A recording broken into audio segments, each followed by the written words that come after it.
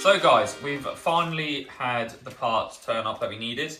I've got some clamps for the anti-roll bar, which are genuine RS ones, as well as some RS carrier bolts. Mainly, I'm going to show you the difference between ST ones of these and RS, because they are very similar, but there's slight little differences that we've managed to figure out. Why you have to buy RS ones over the ST ones, because I didn't think there would be much to it, because I mean, they literally look the same apart from some little details. So I'll just show you the difference between these as well as the bushes as well, because the bush to these are slightly different as well. Following that, finally, we have our BC coilovers as well for the rear. So these RS ones. So we'll be able to get the RS coilovers on today as well. So to start off today, we're gonna bolt probably the hub, I would say, all the hub assembly on with the white line arms. We'll get the brakes. I'm going to get them like probably close to being fitted. We might make the connection to the brakes at the minute. I don't know. I haven't got the brake bleeder. Don't know if I'll save actually connecting the brakes to it when I've got the bleeder, or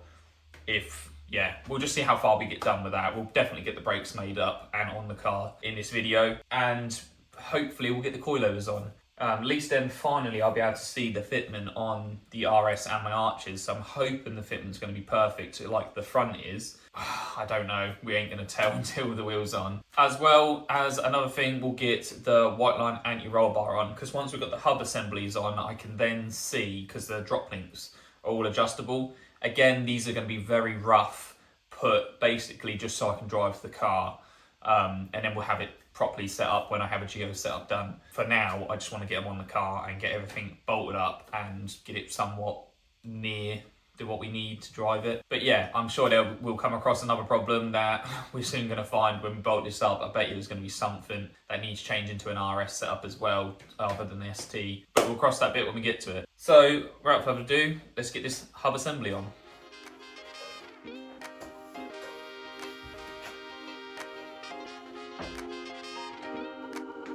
So now that we've got this like this, we have our standard caliper and our handbrake cable, as well as the ABS cable. I think I'm gonna take this handbrake cable off, basically pull this spring back here. I think you clamp that back, take this little clip, just unhooks from this little holder. I think you can just pull this handbrake cable out then. So I'm gonna get that done now on the ST caliper. So basically pull that back, unclip the spring, which then releases this out of that bracket, and I think you can just pull this, there we go, and that's the handbrake cable off. So at least now it's just the brake line that's holding this on, which, like I say, this is all going to get replaced anyway. We'll leave these just dangling down, and then we'll move on to the next bit. I think if we leave it down the back of where we put the trailing arm, and then it should work quite well. The same with that, actually. So again, got trailing arm bolts just here. They are these, which I believe, so these that are 15mm, they just bolt up through like that into the body. There's two holes down there, I will show you when we get to it. So I think I might put them ones in first. I'm going to take the lower arm that basically goes into this slot here. I think I'm going to take it off the hub assembly first. At least then I can get it in here, because it just bolts on the outside of this hub assembly. So if I get that on first, then we can move on to lifting this up, getting the trailing arms on, and I can just put that bolt straight through and on. It's just left with the upper arm then. So this is the first arm that I'm going to put on. It goes just like the same as the other one. The lower arm goes through this bit here, and it just has, again, a 15mm bolt, which you would on the standard arm. Just bolts through. And then we will nip that up with a ratchet as well. So now we've got the lower arm on. Again, I'm not going to nip it up tight. I'm just going to leave it so it's free. We can move it then. I'm going to lift this hub assembly up and get the trailing arms in, which is definitely going to be easier said than done. I think I have to lift this up onto my lap. Upper control arm goes right at the top up here, but for now, we're just going to leave that swinging because it's mainly this trailing arms that I want to try and get in past the handbrake cable. I'm using an extension piece. Basically, again, with all of this, you don't want to do anything really tight until you've got it all on, and then you can sort of adjust it and move it a little bit because everything's got a little bit of play in. So basically, yeah, once it's all on, then you can go around cranking it all up, which would probably help if you marked it with like a pen, the ones that you have fully cranked. So that's the trailing arm bolts in now. The next thing is to try and put this white line topper bar on basically the edge of this subframe here. If you follow it straight along, you'll see two prongs. I'll get a better picture before. It's hard to get the camera in this arch with me, but you basically go beside that and it just goes just like this. The lower arm, the top one just basically slots through the top. So if we lift it up, should be able to slot that through. And again, the same old bolts. I mean, I know I should really get them blasted or new ones, but maybe I might change them before the Geo. But yeah, the top one goes through that way. Right, so now that bolt's in, we can now move on to putting the lower arm one in. So this is the setup I've got in a minute. The trailing arm bolts that just go through here. Got one there and one on the other side. I've put the bottom arm in. This is just loosely for the minute, just on that side of the subframe. And the other one goes at the top here, just slots in there with a bolt. So the top one's fixed, trailing arm's fixed. The next one to move, this bottom arm, pull it away, just bolts through the outside. So the bolt goes through here and then it goes into that thread on the outside. So when you lift the hub up and push it back, this bolt will just go through here and into that and line the bottom arm up of the white line.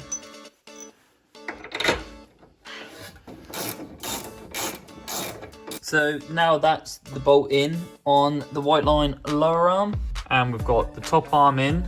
We can now move on to my ABS cables, which I think I'm going to replace all these clips here for better ones, and I think this just clip in to the RS ones which are down the back. I still don't really know what this is for.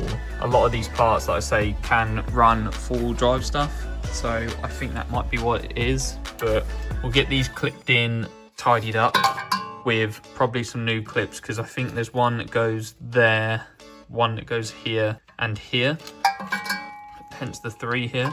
They clip in the back side of this piece. So we'll get these cut off, get new ones in here, ABS cable put on first. Basically this one, quite simple. I'm just gonna cut these bits off, being careful you don't take any of the wire. With the new ones, all they are is just like popper tabs, and then this cable basically goes round and just clips through, just like a cable tie. But yeah, so we'll get these pushed in through here on the back. So we've got all new clips. Right, once they're in, we'll then run this cable and we'll go through the back on the hub and connect in this cable. So again, with this, it's very simple. Like I say, you put your clips up here. This is the ABS cable that just clicks in. So you look for the clip there and it will click in with the clip over here.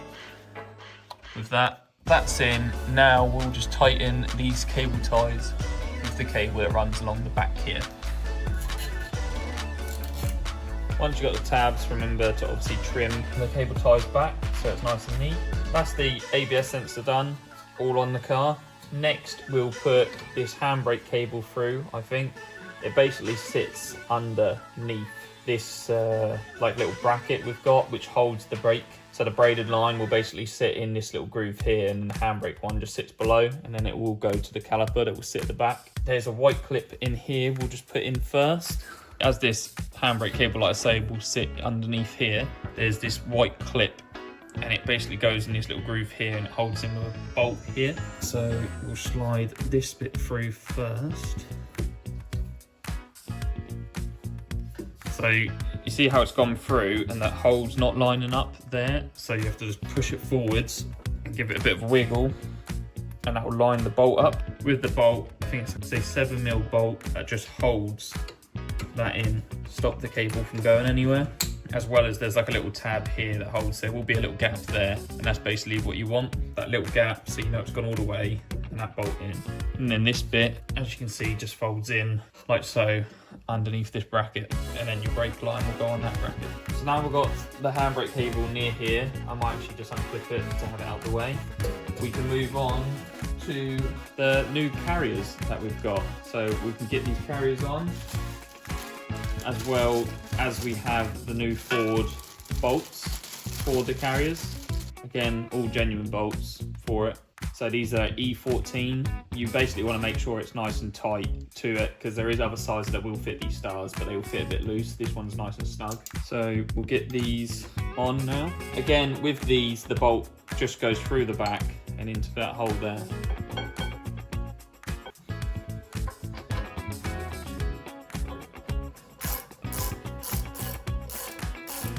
So once they're all nice and tight, we can then move on to sliding the pads in. This is only temporary. I've got an EBC yellow stuff pads, but it's only temporary, so I'm just gonna slot them in for the minute, like so. And we can get the brake caliper on now with the new bolts for that as well.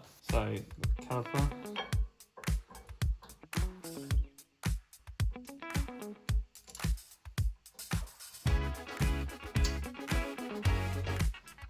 Actually, now I look at this, before we put the caliper on, I'm going to put the braided line in here, because I think it would be a lot easier than trying to put the line in like outwards. So I'll take this off, and I'll put a braided line in this side first. It's a very similar spec to how I had my ST on the rear, because it didn't fail me. Held braided lines in blue with like little copper washer you have to put with it. Basically slide the copper washer over there, you have your caliper, and it just goes in like so. Center the washer up and tighten it. So just use a 14mm spanner and tighten it up. There we have it, that's the braided line on. We'll now put the caliper over. Be a lot easier this way around. You have got to hold the middle piece while you do the other bit, the outside. I'm not going to do them up super tight, just because they will be coming off, and I can grease all these pads properly as well as clean. There will be like some oil they put on these discs, so I will clean them down as well. For the held braided lines, again, there is a rubber bush here, and it clicks into that bracket I said about. You just slide that through like so, and then this line here will go on to there where we've got our other caliper at the minute, and the handbrake cable just goes underneath of all of this. You put this end through the hole here, and we found our first problem. When you put the handbrake cable through on the RS, this hole is actually smaller, because this would go normally through and then it will sit flush, so that piece will be in like through here, and then this cable will go down onto this. So I'm gonna need a RS handbrake cable by the looks of things. Again, like I said, none of this is done up tight, so it don't really matter. I will take it off and I'll change it. The held line is on, rubber washer in here. This thing should sit underneath like that. I mean, I'll leave it like this for now. And then the braided line here, like I said, will just go in to here, back to original. I might get these connected up. I don't know if I should save it for when I'm ready to bleed. Yeah, I've just got the ST caliper on this old line. The ST lines, I mean, the length. The ST lines might be fine. You might never have to change these, but I'm gonna do it anyway because I've already bought these braided lines, so I'll get them changed. Now that's the caliper all made up, and basically everything, like the trailing arm bushes, they ain't tight, the handbrake, all of this has to be done again, but that's all done. Arms are on, top and bottom. I think the next thing I'll do is unbox the BC coilovers so I can put this bottom arm on. This basically, this one here goes through this point here, so that will just come up and slot through there. I'll put this out the way, so that'll come up and slot through. Obviously this hub can still be moved around, it will go up higher. And then we can sort out the anti-roll bar and get these set up properly and tightened. So let's get to unboxing the BC coilovers.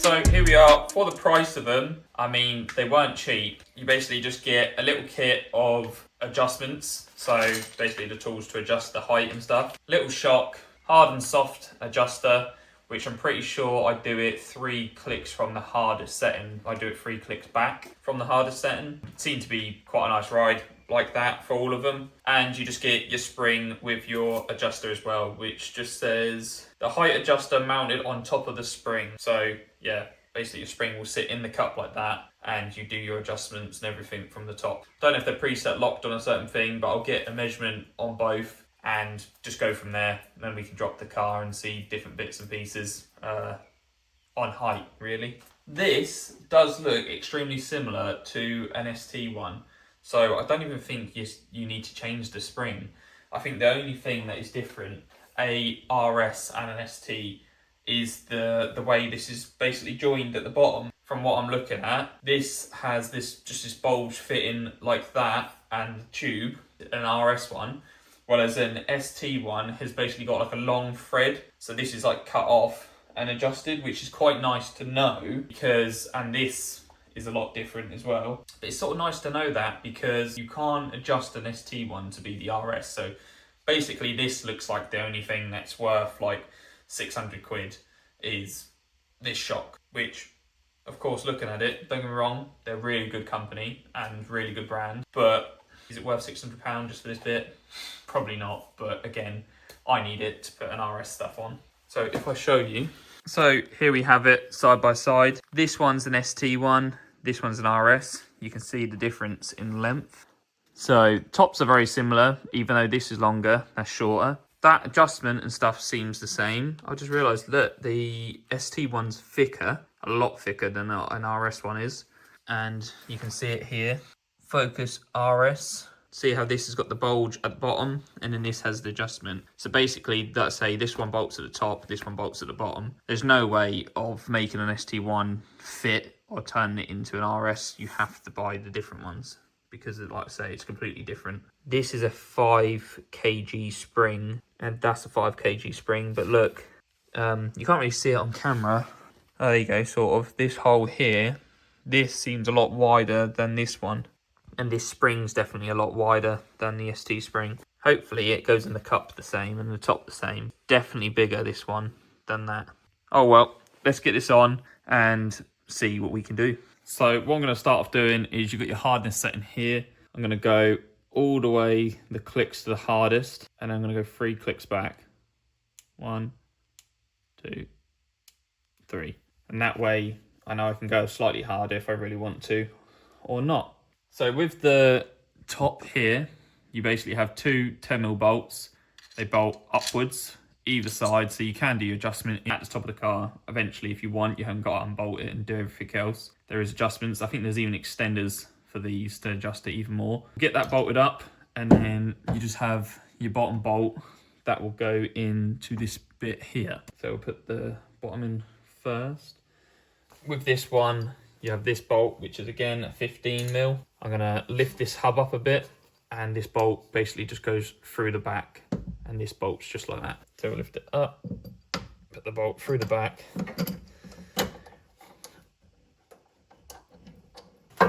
Straight into the hub assembly. Once we've got that all nice and tight, and then crank these 10mm nuts up a bit more. How we're going to do this one is I've greased up the bush at the bottom here. This one has to go through this arm and a bolt, this 15mm bolt, has to go through this with the spring in there. So we can actually adjust the spring, I've realised, when they're on. Now we've got the shock on. There's a little hook on here. I'm going to make sure that little hook goes in. There's a little hole in the cup here. So just put that in, twist it round until it stops. That little hook will be on a stop there. Once you've got that, you can then push the cup and suspension up, making sure it's through the top nice and flush, as well as the bottom. Once you've got it most of the way, you can then slide in a jack. That's basically just going to support this bottom arm here. So we can push the jack up slowly and get this in line, as well as hold everything else in the right place, which is probably easier said than done. Using a rubber mallet, you can just hit it down and keep checking to see if it's central. Looking pretty straight, you can then feed the bolt through. Once that's through, you can begin to tighten.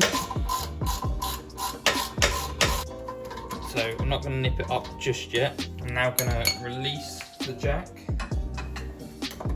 So it brings it down. Now we can finish off tightening the bolt. Then once that's done, we can now fit our white line drop links. Again, with the washer, one side, poke through, another washer, and then the bolt. These are not going to be done tight or nothing. Leave them like that for the minute.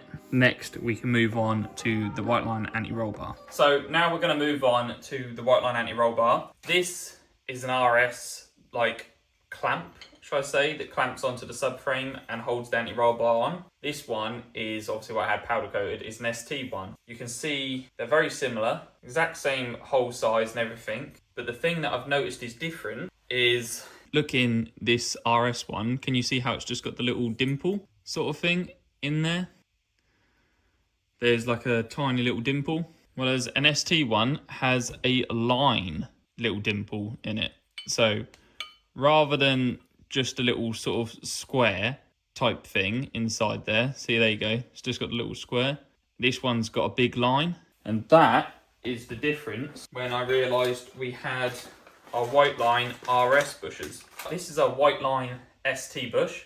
That is a white line RS bush. See, they're a lot longer, as well as one's got a dot, like a square, and the other one's got a line, as well as them being thinner than each other. So if we put them like this, RS one's thinner than an ST one. So this is why you do have to check these things. So ST with the ST clamp has the line in the little in the bush, and that slots in that hole perfectly. You were not going to put an RS1 in there. Along with that, they have supplied, I think these must be like little lock-in retaining pieces. I have to look at the paperwork, but I think these they sit on the outside and they retain, so when the anti-roll bar moves side to side when you're going on the corners, these basically hold the bushes in so it can't slide out, because even though it's got that stopper, that little square that's locking it in, I think these are just extra support for them. I'm going to put these on the outside as well. As well as, I'm sure a lot of you have noticed, that is a RS white line anti-roll bar, and this is an ST white line anti-roll bar. So you can tell the difference between them. This one is way heavier than the ST. And what a lot of people don't realise is they keep saying that an RS, I know it's supposed to be like rally sport, but an ST is a lot lighter than an RS. Like, I've felt the seats in an RS are heavier than an ST. Everything I've done and I've changed, everything on an RS is heavier than an ST. When you see like times and stuff done, a lot of the times are done in an ST, making it faster than an RS, because basically everything for it is just bigger and heavier. Like, you've got an extra spaces and everything on the rear. Don't get me wrong, RS looks better than an ST, but for weight saving, and if you're building like a track car, you're better off building an ST than an RS. You're just way lighter, and I think that will help in the long run. But saying that, for maintenance and for reliability, RS is way better. But you can see, white line stuff holds out. This has been on the car for a year and a half. And it literally looks brand new. It looks no different. I reckon if I just clean that up a bit more, that would be perfect. So yeah, just goes to show their products do actually last as well. So what I'm going to start off with is putting these D-bushes on this white line bar. I'm yet to figure out what way it goes, because it is slightly bent, so I don't know if it's supposed to sit down or it's supposed to sit up. I'm unsure yet, But what I'm gonna do is these knee bushes, they actually have a little cut. So you don't go sliding it on in the end like I thought before. They've actually got a little slice in them. So all you do is get the slice side and clamp it over, just like that. So you can basically angle that now however I want. Get your clamp it over whenever you've figured out where it is on the subframe where you want this bush. And I'm pretty sure it's 13mm bolts on the top and bottom, and just clamps them to the subframe. And then these bits here are your adjusters. So I'm pretty sure on my ST, the shorter you go, the stiffer, I'm pretty sure it is, the better handling it is. You can have it softer and stuff on the further you go out. But this one only had 2 adjustments, only 2 holes to adjust from. RS one's got 3. So I might just put it to the stiffest setting, hope for the best, or should we go for the middle? I might go for the middle and then we can just adjust it either way from then. But yeah, we'll start from the middle and then we can move it as and where, see how I feel when it comes to setting it up, because like I say, it's a simple bolt and you can adjust it. Put this other one on. Right, let's get this under the car and see how this thing is supposed to mount up. What we're going to be starting with is leaving it in the middle for now, and then we can adjust them later. But use an Allen key in the middle and just tighten the nut on, just like you would with a normal drop link.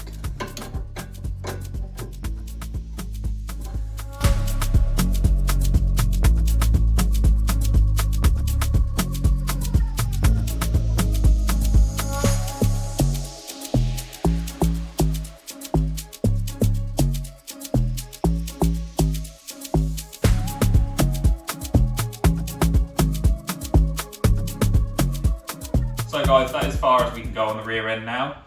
Now, I finally got delivery of some new RS handbrake cables, because we noticed that them ones don't quite reach. I thought this was going to be an alright job. I thought it might be quite quick. Just quickly swap the handbrake cables out and we can basically crack on with the rest. Turns out these are actually harder than they look. I have to drop the mid pipe, I'd say, of the exhaust. Midsection, I can leave the back and I can leave the down pipe. Basically got to drop the middle of my exhaust down and all the heat shielding on the tunnel, because where this thing bolts is actually in the tunnel of the Mark II Focuses. Turns out these are not going to be as easy as I thought, which is a bit annoying because everything on this car has been going really smooth so far. I will show you a bit in depth with this. I'm a bit pushed for time for today, and I want to get this done and I want to try and get this car back on the floor. I'm going to quickly whip these on. I'll show you all the main bits, all the boring bits like taking the heat shields off and stuff like that.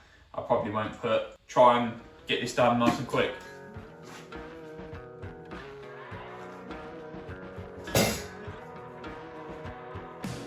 So this is what you have. You have your handbrake cable connecting here. That plastic clip over there is obviously where we screw it in to the hub assembly. And basically it runs up past the fuel tank. Then it is just underneath where the tunnel, where you have your elbow of your exhaust, it's just underneath here. I think you must have a right and a left. Mine do cross. I guess white is the driver's side and black is passenger side. By the looks of things, because they swap. So as far as I'm aware, I think you just use this clip, pull this back, bend this clip up, I believe, and basically this little ball bit here pulls through that hole, just like so. So I've now pulled that through. It just actually slots through there quite easy. Once we've done that, I can then push these little tabs that we have here, push these little tabs, and then that'll pull these cables out. So that's the new RS cables all on for this part anyway. Obviously I've still got to run these up and through and onto the caliper, but basically under the car this is how the ST1 lays out. So you have this part that goes to your caliper, this bit that bolts on to your trailing arm, which is that little piece there, and then there is this little hook that slides probably about there. That goes into the body of the car, just that little hook. The new lines actually come with that hook. So you just pull that tab out. There will be 2 clips on there as well. And then these little poppers. You just push these poppers in and they push through the hole and clip in. And then obviously that piece goes through there, as we know. But yeah, that's basically it. It's the exact same thing with the other side with the popper, some clips and a holder. If it weren't for taking the exhaust off and all the heat shields, that job will probably be quite easy actually. Like there weren't no bolts or anything like that you had to do. It was just literally like little poppers and clips. So if you are doing it, just bear in mind the amount of time you're gonna have to do heat shields off. Luckily, obviously I done a refurb underneath this car, so all the heat shields had new clips and stuff, and I kept some spare so I could reuse them, because the clips I used like one-time use sort of things that you basically just push them onto the thread. So now they're on, we'll do the same with your clip here. RS1 bolts up exactly the same. Basically push the white tab through first, then you put a screw just to lock it into place. Again, this bit will go underneath, but before you do that, it might pay just to push it back and push this through the hole. And this one, unlike the ST, actually locks in nicely. So it should end up with it looking somewhat like that. Ready to just connect up my brake lines.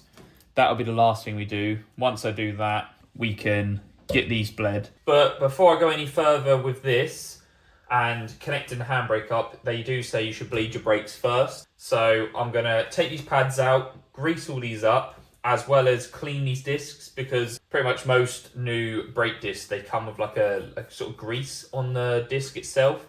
I think it's to stop it from rusting when it's in like packaging. So I'm just gonna quickly clean all that up, grease the pads up, put all this back together, and then we'll be ready to disconnect the lines and quickly reconnect these new braided lines. I have got a pressure bleeder here as well now, so I'm gonna bleed all the brakes up and we should be good to go from then to connect the handbrake cable.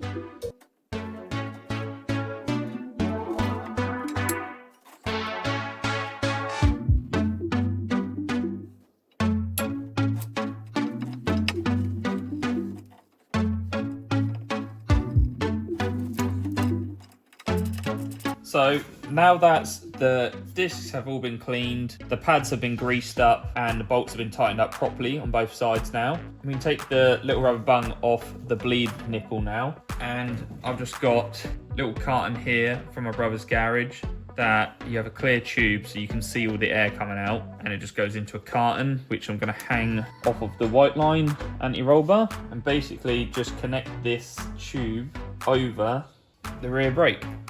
I'll connect the pressure bleeder to the header tank like I've done previously with the clutch, and we'll start with basically cracking this nipple off and letting the air come out for the bleeding.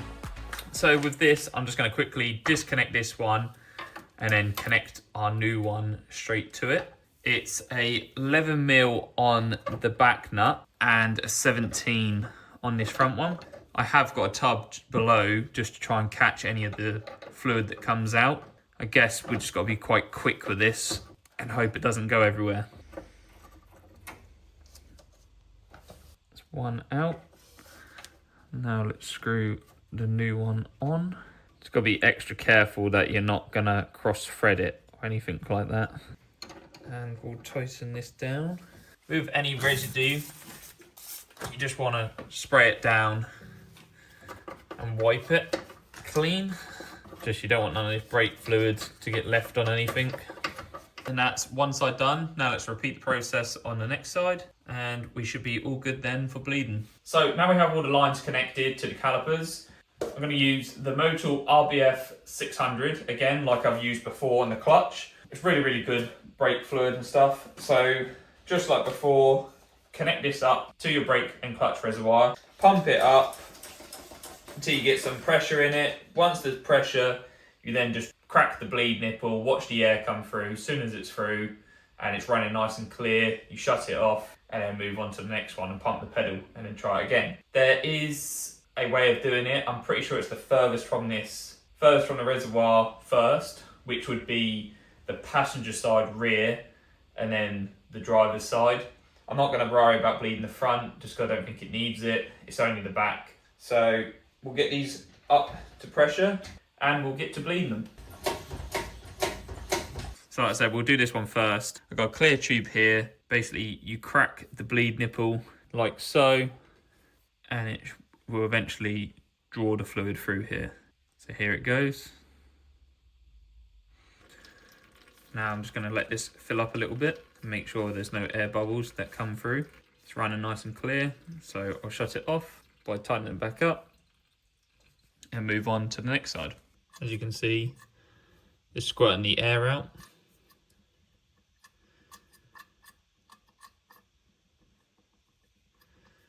Just let this go until it goes nice and clear.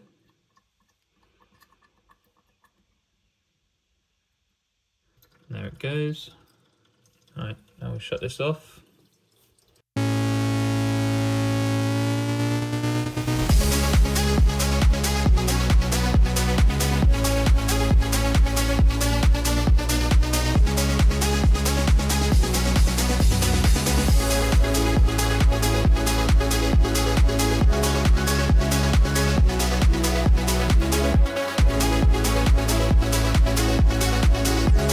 Definitely a lot of camber on. I mean, when I put it down, it might look a bit better, but at the minute it's just like a stancy boy. But yeah, RS stuff first time on the floor.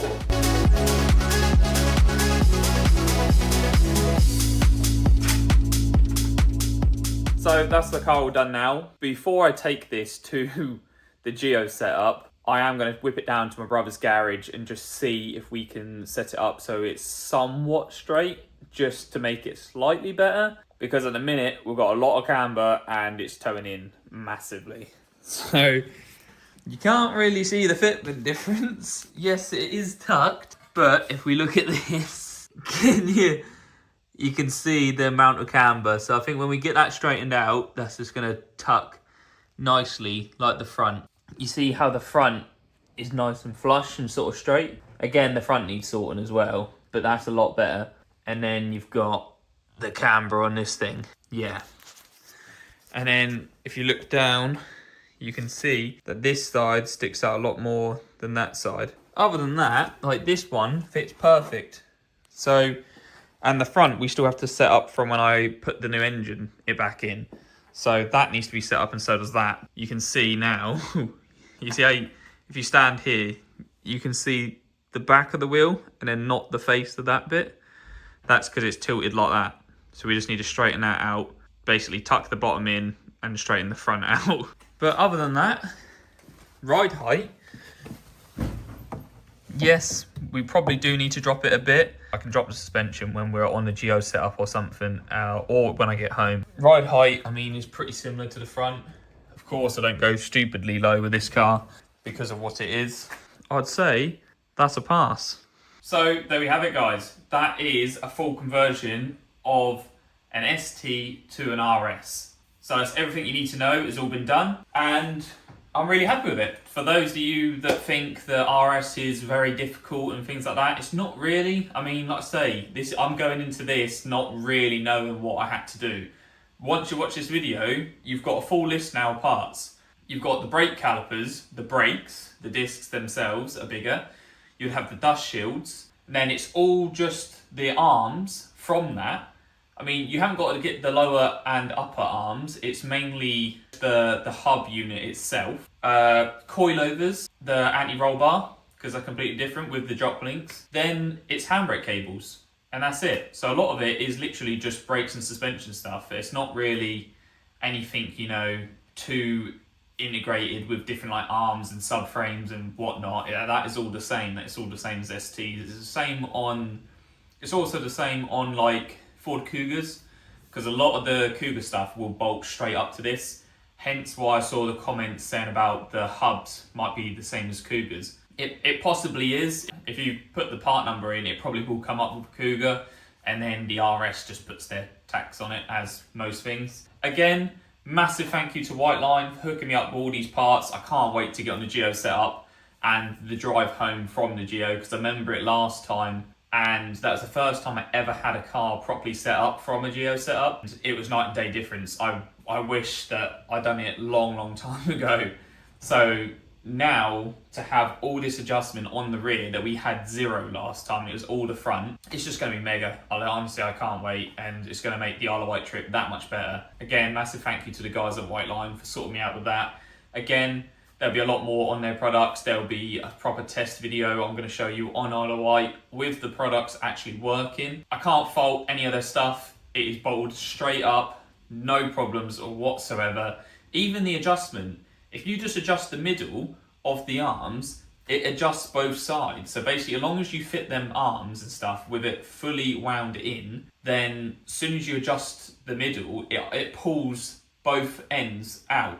So it makes them equal, because I thought maybe you had to measure each end to make sure it's like, you know, different setups. But it turns out, as soon as you adjust the middle, it sorts them both out perfectly. And then there's just locking screws on the end, which you have got to put thread lock on it as well. But I haven't for the minute, mainly because I'm only driving down the road. Well, I'm only driving like 20 minutes down the road for the Geo setup, and I'm sure we'll put the Loctite on then. Thank you guys so much for watching, and I'll catch you on the next one. Woo!